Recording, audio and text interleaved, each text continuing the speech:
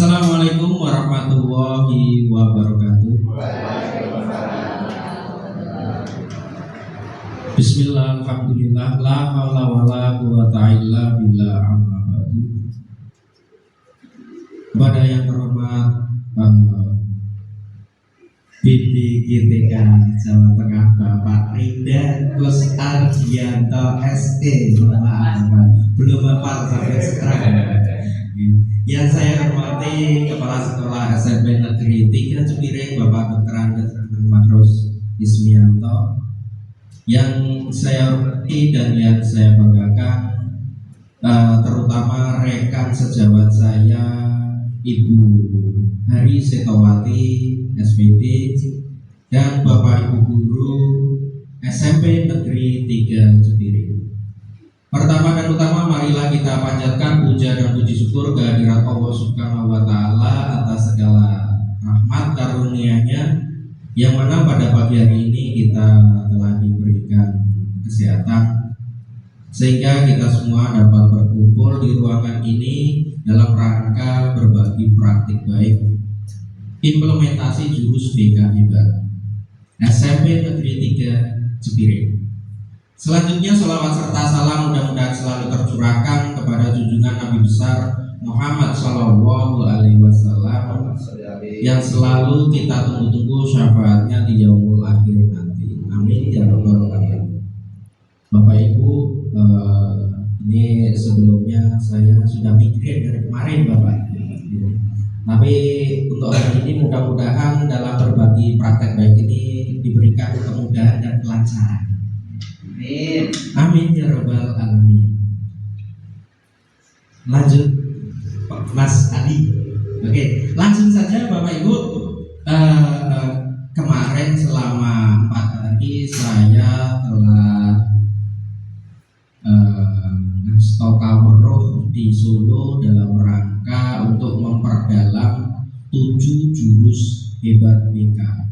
Nah, ini nanti saya sedikit memberikan penjelasan secara ringkasnya saja, bahwa Bapak Ibu kemarin sudah saya bagi Bapak jajanan saya dari Solo kemarin sudah saya bagikan semua, yaitu ke-7 jurus hebat tersebut. Yang pertama yaitu dasar pelaksanaan kegiatan pelatihan pengembangan kompetensi guru bimbingan konseling untuk fasilitator daerah Provinsi Jawa Tengah gelombang 2 yang diselenggarakan oleh Balai Besar Guru dan Tenaga Kependidikan BPGTK pada tanggal 27 sampai 30 September 2025 di Solo.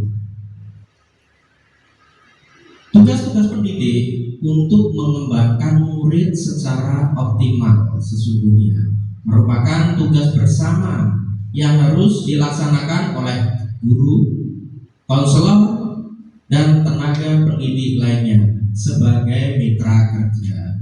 Sementara itu, masing-masing pihak memiliki wilayah khusus dalam mendukung realisasi diri dan pencapaian kompetensi murid. Diambil dari Diknas tahun 2007. Latar belakangnya 7 jurus hebat ini merupakan pelatihan yang nantinya akan diberikan kepada guru kelas, guru mata pelajaran, dan guru bimbingan konseling sebagai upaya peningkatan kompetensi guru agar dapat membimbing kepribadian, akademik, dan karir murid dalam mencapai tumbuh kembang yang optimal.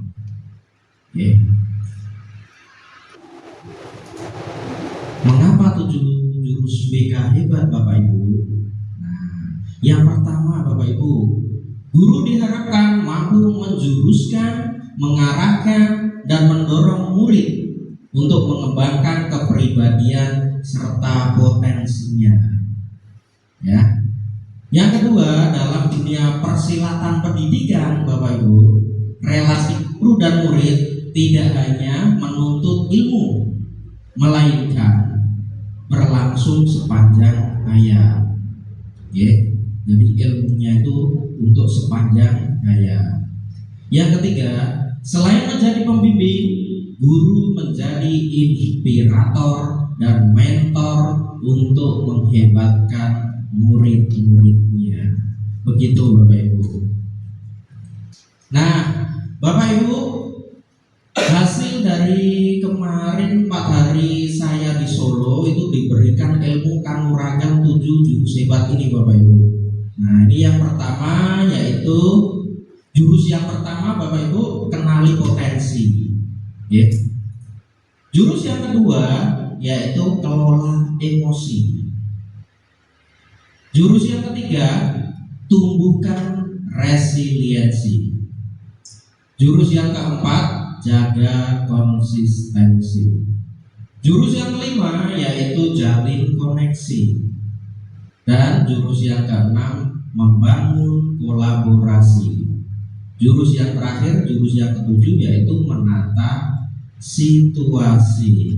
Inilah ketujuh jurus hebat guru BK Bapak Ibu yang nantinya harapan dari Bapak Menteri ini juga bisa dikuasai tidak hanya guru BK, namun guru mata pelajaran juga harus menguasai dan harus bisa menjadi pembimbing untuk murid-muridnya.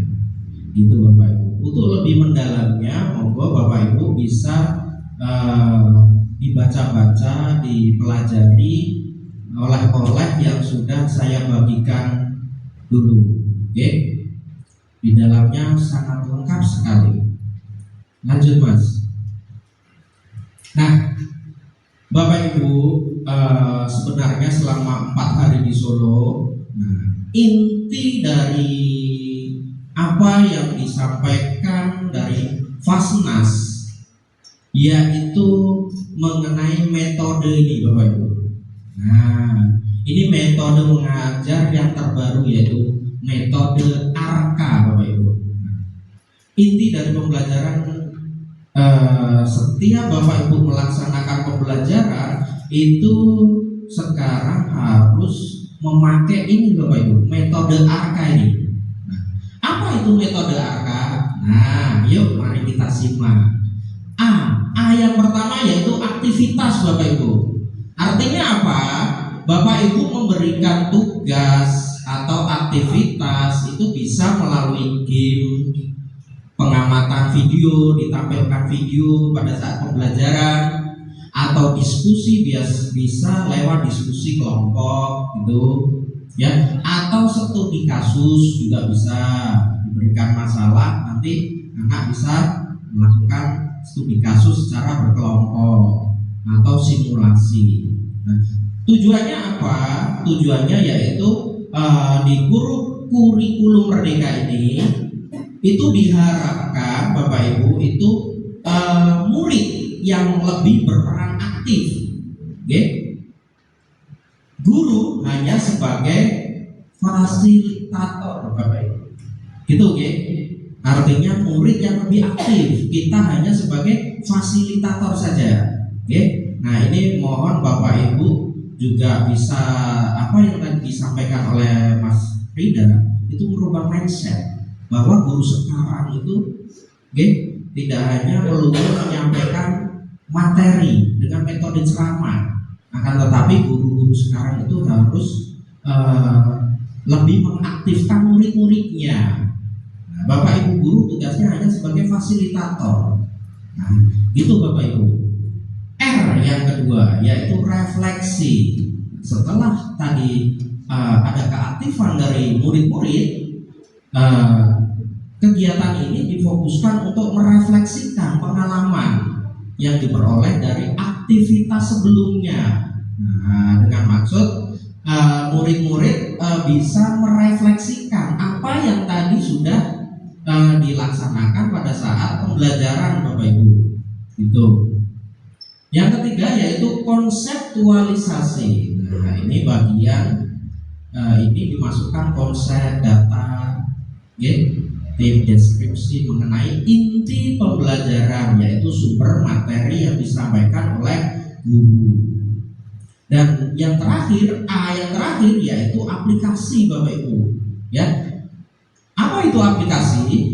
Menggunakan konsep itu untuk dicoba penerapannya secara nyata pada kehidupan atau aktivitas sehari-hari. Harapannya siswa atau murid setelah memperoleh materi pembelajaran itu bisa diimplementasikan di dalam lingkungan sekolahnya, di dalam kehidupan sehari-harinya. Itu harapannya, action atau aplikasi. Artinya murid bisa mengaplikasikan atau mengimplementasikan gitu, oke, dalam kehidupan sehari-harinya. Gitu. Lanjut, Mas. Nah, Bapak Ibu, kemarin setelah saya dari Solo, saya sudah mengimbaskan kepada siswa atau murid di SMP Negeri 3 Cepire. Nah, sebagai syarat LMS, yaitu kita harus pengimbasan 2 jurus, ya. Nah, 2 jurus yang saya ambil yaitu jurus pertama, yaitu kenali potensi, gitu. Alasannya berdasarkan hasil AKPD murid kelas 9 masih banyak atau masih belum memahami apa itu gaya belajar, serta belum memiliki strategi belajar yang tepat sesuai dengan gaya belajar serta profesi awal di masa depan. Jadi ternyata masih banyak siswa yang bingung, yang belum bisa menentukan sebenarnya setelah ini saya mau melanjutkan kemana, gitu. Saya harus mengambil jurusan apa, gitu, ya. Tujuannya yaitu mengeksplorasi gaya belajar, minat serta potensi murid melalui asesmen pendidikan dengan website Aku Pintar. Nah, ini Bapak Ibu, pada saat kita atau mau melaksanakan asesmen, kalau di kelas 7 bisa ya asesmen diagnostik. Nah, itu bisa melalui akun Pintar ID. Nah, itu Bapak Ibu bisa lewat situ. Nanti bisa ada yang namanya hasil belajar, ada 3 Bapak Ibu. Yang pertama kinestetik, visual, dan auditori. Nah, itu pada saat di kelas 7 itu bisa untuk mengetahui gaya belajar anak-anak. Di kelas 9 bisa untuk kita mengidentifikasi nanti bakat dan minat. Itu Bapak Ibu. Nah, kendalanya apa atau tantangannya apa? Kendala yang terjadi biasanya yaitu jaringan HP kurang stabil di beberapa kelas. Terus ada beberapa murid yang tidak membawa HP. Bahkan ada juga murid yang tidak mempunyai HP. Itu salah satu kendala yang terjadi, ya. Hasilnya di setiap kelas berbeda antara yang dominan. Biasanya ada yang di visual, ada juga yang auditori, bahkan sebagian besar ada juga yang memiliki gaya belajar kinestetik, gitu. Jadi di setiap kelas itu beda-beda Bapak Ibu, gitu ya. Lanjut. Nah, kita masuk ke pengimbasan saya yang pertama kemarin, yaitu kenali potensi, yang saya laksanakan di kelas 9 hari Selasa. Tadi saya sudah menyampaikan Bapak Ibu bahwa kita di sini yang difokuskan adalah metode ARKA. Nah, ini Bapak Ibu, selalu dalam pembelajaran jangan lupa kita selalu menyertakan metode ARKA tersebut. Yang pertama aktivitas. Nah, karena saya mengambil jurus pertama, jurus 1 itu kenali potensi. Yang pertama yaitu asesmen gaya belajarnya melalui website tadi Aku Pintar ID itu. Selanjutnya murid berefleksi, Bapak Ibu. Murid diberikan pertanyaan umpan balik tentang hasil tes tersebut dengan kebiasaan belajar yang dimiliki. Nanti Bapak Ibu pada saat kita sudah melaksanakan apa itu tes gaya belajar melalui aku pintar di HP, melalui HP-nya anak-anak ya Bapak, nanti akan muncul hasilnya. Di situ ada beberapa pertanyaan, nanti akan muncul hasilnya atau deskripsinya. Nah, di situ nanti akan kelihatan si A gaya belajarnya seperti apa, si B, si C seperti apa, gitu Bapak Ibu. Nah, lalu konseptualnya guru BK menyajikan materi terkait dengan gaya belajar. Yang terakhir, action atau aplikasinya itu murid nanti bisa menyusun, harapannya dapat menyusun rencana strategi belajar dari setiap mata pelajaran dari Bapak Ibu. Nanti kan pasti berbeda-beda, setiap mapel itu pasti berbeda-beda gaya belajar anak-anaknya gitu. Kalau Bapak Ibu di awal pembelajaran itu kita pakai gaya belajar nih dari aku pintar itu, oke? Lanjut. Nah, kemarin hasilnya ini Bapak Ibu bisa saya tampilkan dari kelas 7B, ada 32 siswa, oke? Gaya belajarnya itu ada auditory, visual, kinestetik, ya. Ada sebagian besar dari kelas 7B ternyata gaya belajarnya kinestetik Bapak Ibu, itu ya. Lanjut Mas.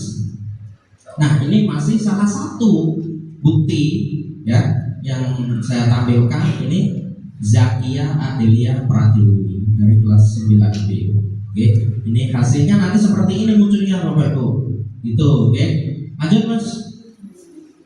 Nah, ini masih hasilnya, nanti ada rekapannya seperti ini. Itu Bapak Ibu. Ini yang terakhir dari jurus pertama, hasil dokumentasi saya pada saat pelaksanaan pengimbasan di kelas 9B. Oke, betul. Nah, yang kedua, pengimbasan saya yang kedua yaitu kelola emosi. Alasannya berdasarkan hasil AKBD murid kelas 8 masih belum bisa atau masih sulit untuk mengelola emosinya ya, dan sering menyakiti orang lain atau temannya melalui emosinya tersebut. Itu tujuannya, yaitu murid mampu mengaplikasikan pengelolaan emosinya agar tidak menyakiti orang lain atau teman-temannya. Ya, kendalanya nah, di sini masih banyak murid yang kurang fokus ternyata, ya, dan bermain sendiri. Biasanya yang belakang-belakang tuh, atau adalah murid-murid yang luar biasa. Nah, itu yang masih belum bisa fokus. Hasilnya yaitu setiap murid menyadari akan perilaku baik untuk mengelola emosinya. Akan tetapi biasanya kalau murid kita wawancarai itu sebenarnya dia juga tahu apa yang dia lakukan, bahwa tindakan itu nggak benar, tindakan itu salah, tindakan itu melanggar tata tertib, itu sebenarnya dia juga tahu. Nah, ini mungkin dari efek atau pola ikut-ikut temennya itu. Oke, lanjut. Nah, ini saya lakukan pada hari Rabu tanggal 8 Oktober kelas 8B.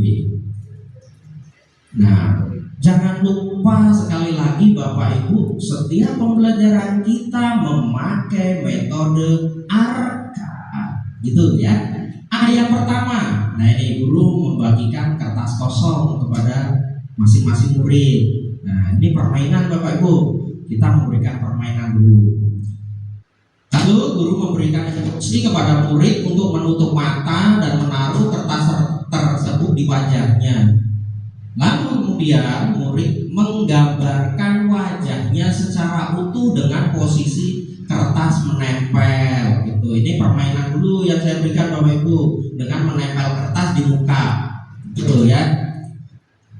Kemudian guru memberikan motivasi kepada murid untuk tidak takut salah dalam menggambarkan wajahnya apapun hasilnya. Nah, itu permainannya Bapak Ibu. Yang selanjutnya refleksi Bapak Ibu. Nah, guru memberikan instruksi untuk masing-masing murid untuk melihat hasil gambarnya, wajahnya sendiri, dan gambar hasil milik temannya. Nah, guru meminta murid maju ke depan untuk merefleksikan wajahnya. Itu Bapak Ibu, ini permainan ya.